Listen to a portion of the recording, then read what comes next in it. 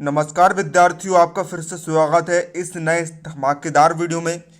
इस वीडियो को देखने पर बच्चों आपकी मौज यहाँ पर होने वाली है, क्योंकि इस वीडियो में लेकर आ गया हूँ छत्तीसगढ़ बोर्ड माह दिसंबर का असाइनमेंट क्रमांक 5 कक्षा 12वीं विषय भौतिक शास्त्र का फुल सॉल्यूशन।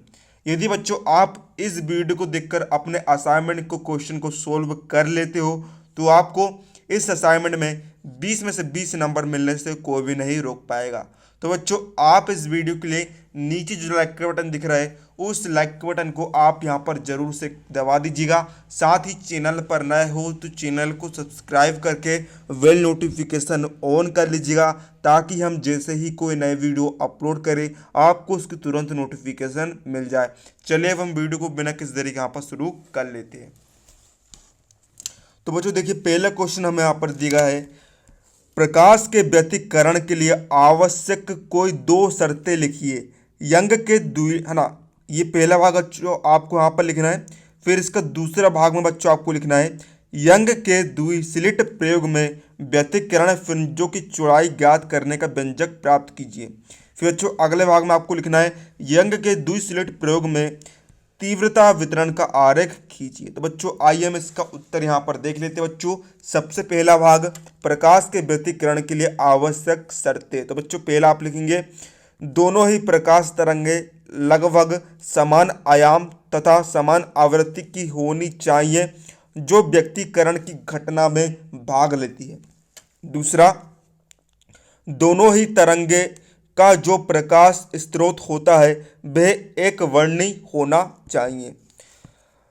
अब बच्चों दूसरा भाग में हमें जो है फ्रिंज की चौड़ाई का व्यंजक ज्ञात करना है। तो बच्चों देखिए आप यहाँ पर देख सकते हैं, इस प्रकार बच्चों जो है आप यहाँ पर चित्र बना देंगे अच्छे तरीके से। बच्चों आपको सुस्पष्ट और है ना स्पष्ट तरीके से बच्चों आपको लिखना है, ताकि आपका टीचर आपकी राइटिंग से इम्प्रेस हो जाए और आपको पूरे में से पूरे मार्क्स यहाँ पर दे। तो बच्चों देखिए यहाँ पर आप लिखेंगे, माना H1 व H2 कला संबंध स्रोत की तरह कार्य करते हैं। H1 व H2 से होकर जाने वाली प्रकाश तरंग पर्दे पर बिंदु P पर अध्यारोपित होती है। चित्र अनुसार H1 और H2 D के बराबर है, QR भी D के बराबर है ना बच्चों। आप यहाँ पर देख सकते हैं H1 H2 D के बराबर है। तो बच्चों जो Q और R बच्चों ये भी बच्चों D के बराबर यहाँ पर होगा, क्योंकि देखिए H1 H2 और QR दोनों बच्चों आमने सामने हैं, इसलिए इसकी जो लंबाई है वही इसकी लंबाई भी यहाँ पर होगी। और बच्चों OQ का मान क्या निकलेगा बच्चों? देखिए OQ का मान यदि बच्चों है ना, देखिए यदि हम टोटल D में D का आधा कर दे यानी कि D/2 कर दे तो बच्चों यहाँ पर निकल जाएगा क्या? OR यहाँ पर निकल जाएगा। यानी कि बच्चों OR में से यदि हम OQ घटा दें तो बच्चों क्या निकलेगा? OR यहाँ पर निकलेगा। अतः PQ बराबर बच्चों देखिए PQ कहाँ है? PQ ये है, PQ बराबर बच्चों क्या होगा? OP माइनस OQ है ना। यदि बच्चों हमें है ना PQ बराबर बच्चों क्या होगा? यदि PQ का मान बच्चों किससे निकलेगा? यदि हम OP में OQ को हटा दे तो बच्चों PQ का मान निकल जाएगा बराबर। देखिए यहाँ पर OP बच्चों आपको कितने दिएगा? देखिए ये OP है, OP बराबर दिया बच्चों आपको X। तो बच्चों हमने यहाँ पर लिखा X माइनस OQ का मान कितना बच्चों? देखिए OQ का मान हमने निकाले यहाँ पर D/2। इसी प्रकार बच्चों हम यहाँ पर लिखेंगे PR बराबर देखिए PR का मान तब निकलेगा जब हम OP में OR को जोड़ देंगे, प्लस कर देंगे। तो बच्चों देखिए OP का मान कितना है बच्चों? OP का मान है यहाँ पर X प्लस OR का मान कितना बच्चों? D/2। अब बच्चों आप लगा देंगे अगली शर्त, समकोण त्रिभुज PQS1 में H1P² बराबर H1Q² प्लस PQ² बराबर H1Q² मतलब बच्चों P का वर्ग धन PQ² बराबर बच्चों क्या होगा? X माइनस D/2 का होल स्क्वायर। बच्चों यदि आप जो है, मैंने डिस्क्रिप्शन में आपको सभी विषयों के हल के लिए प्ले लिस्ट की लिंक आपको दे दिया हूँ। आप जिस भी विषय का हल देखना चाहे इस वीडियो को पूरा देखने के बाद आप जिस भी विषय का हल देखना चाहे उस विषय का हल देख सकते हो उस लिंक पर क्लिक करके। आपको किसी भी और अन्य चैनल पर भटकने की ज़रूरत नहीं पड़ेगी। फिर बच्चों हमने यहाँ पर लिखा समकोण त्रिभुज PRH2 में H2P का वर्ग बराबर। तो बच्चों देखिए आप जो है इस प्रकार से यहाँ पर पूरा सोल्व कर लेंगे, ज़्यादा कुछ बताने को है नहीं बच्चों।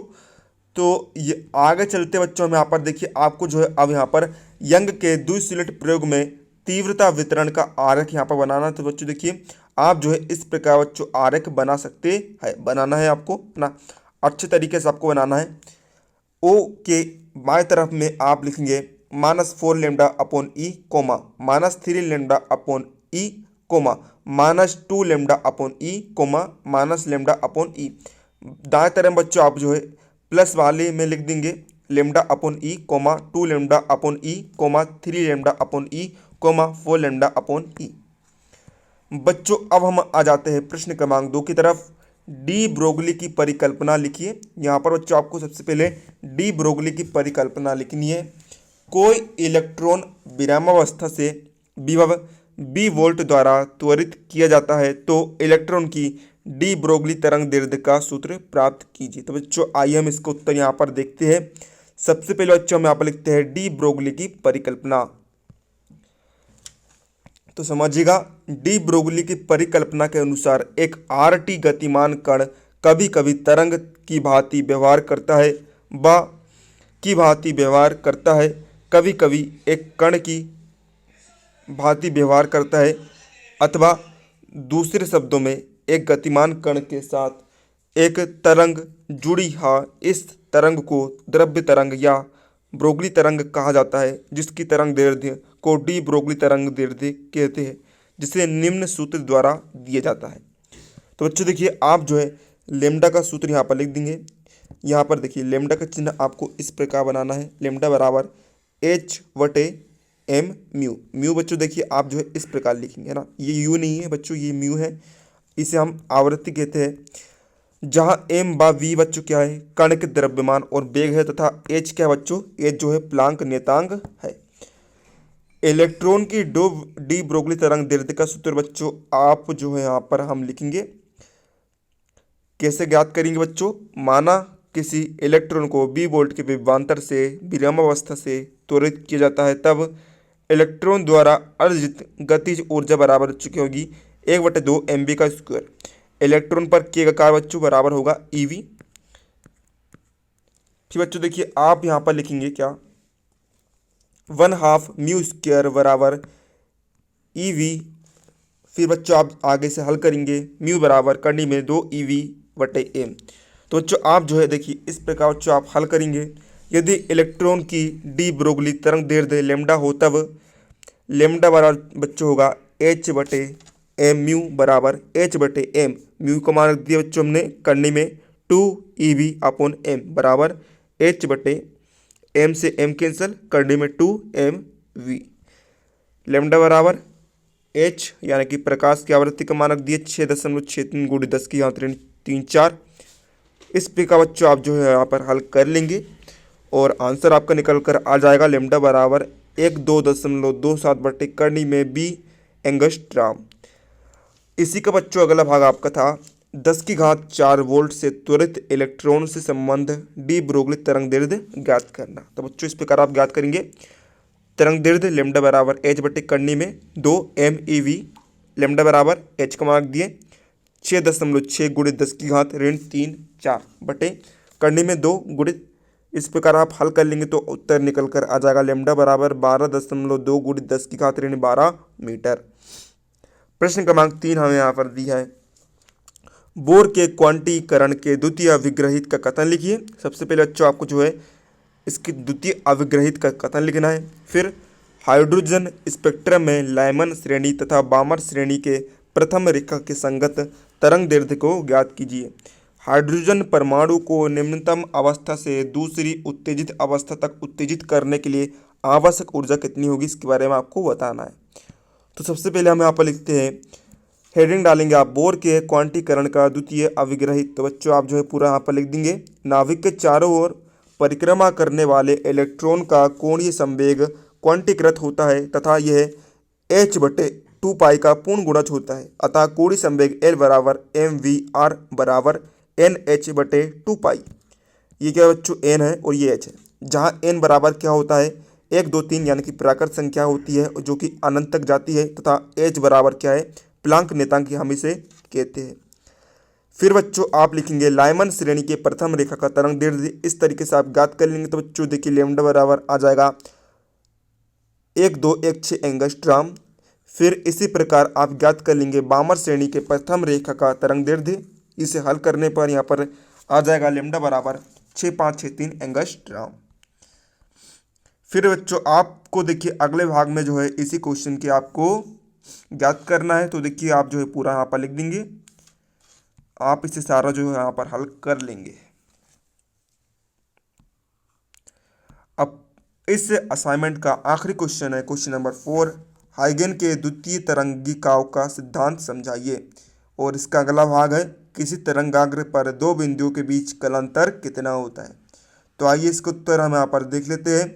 सबसे पहले हम हेडिंग डालेंगे आप हाइगन के द्वितीय तरंगिकाओं का सिद्धांत। तो यहाँ पर पहला आप सिद्धांत लिखेंगे, किसी माध्यम में स्थित प्रकाश स्रोत से जब तरंगे निकलती है तो स्रोत के सभी दिशाओं में स्थित माध्यम के कण गति या फिर कंपन करने लगते हैं। माध्यम का बाह्य पृष्ठ जिसमें स्थित सभी कण समान कला में कंपन करते हैं तो उस पृष्ठ को तरंगाग्र कहते हैं। जब तरंग स्रोत से तरंग की दूरी बहुत अधिक हो जाती है तब तरंगाग्र समतल हो जाता है। दूसरा लिखेंगे, तरंगाग्र पर जितने भी माध्यम के कण उपस्थित रहते हैं वह सभी कण एक नवीन तरंग स्रोत का कार्य करते हैं। इन नए तरंग स्रोत से सभी दिशाओं में तरंगें गमन करती है। इन तरंगों को द्वितीयक तरंगिकाएं कहती है।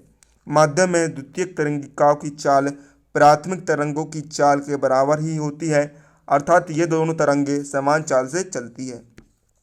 तीसरा आप लिखेंगे, यदि किसी समय गमन करती हुई द्वितीयक तरंगिकाओं का आवरण या उन्हें स्पर्श करता हुआ पृष्ठ अगर खींचते हैं तो यह आवरण उस समय तरंगाग्र की नई स्थिति प्रदर्शित करता है।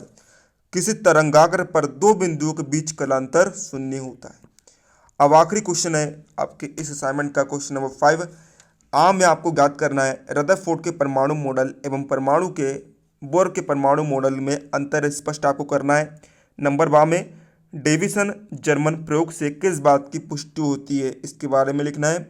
नंबर 7 में आइंस्टीन का द्रव्यमान ऊर्जा तुल्यता संबंध आपको लिखना है। तो बच्चों नंबर का उत्तर हम यहाँ पर देख लेते हैं, रदरफोर्ड के परमाणु मॉडल और बोर के परमाणु मॉडल में अंतर। तो इसका उत्तर देखिए, रदरफोर्ड के परमाणु मॉडल के अनुसार इलेक्ट्रॉन जो है नाभिक के चारों ओर किन्हीं भी कक्षाओं में घूम सकते हैं, जबकि बोर के परमाणु मॉडल के अनुसार इलेक्ट्रॉन केवल कुछ निश्चित त्रिज्याओं वाली कक्षाओं में ही घूम सकते हैं। रदरफोर्ड मॉडल के अनुसार इलेक्ट्रॉन सभी आवृत्तियों की तरंगें उत्सर्जित करते हैं, अर्थात स्पेक्ट्रम संतत होता है। बोर मॉडल के अनुसार इलेक्ट्रॉन केवल कुछ निश्चित आवृत्तियों की ही तरंगें उत्सर्जित करते हैं, जिसके कारण रैखिक स्पेक्ट्रम प्राप्त होता है। व नंबर डेविसन जर्मन प्रयोग से पदार्थ के तरंग प्रकृति की पुष्टि होती है। नंबर 4 आइंस्टीन का द्रव्यमान ऊर्जा तुल्यता संबंध है। तो बच्चों इसमें आप लिखेंगे आइंस्टीन का द्रव्यमान ऊर्जा तुल्यता संबंध E बराबर mc², जहाँ E के कहलाती है ऊर्जा, M कहलाता है द्रव्यमान तथा C कहलाता है प्रकाश की चाल। तो इस प्रकार आपको कक्षा 12वीं विषय फिजिक्स के दिसंबर माह के असाइनमेंट का कंप्लीट सॉल्यूशन यहाँ पर कंप्लीट हो जाता है। तो वीडियो पसंद आया तो वीडियो को लाइक कर देना, चैनल पर नए हो तो चैनल को सब्सक्राइब कर लेना और बेल नोटिफिकेशन ऑन कर लेना। मिलते हैं अगले वीडियो में।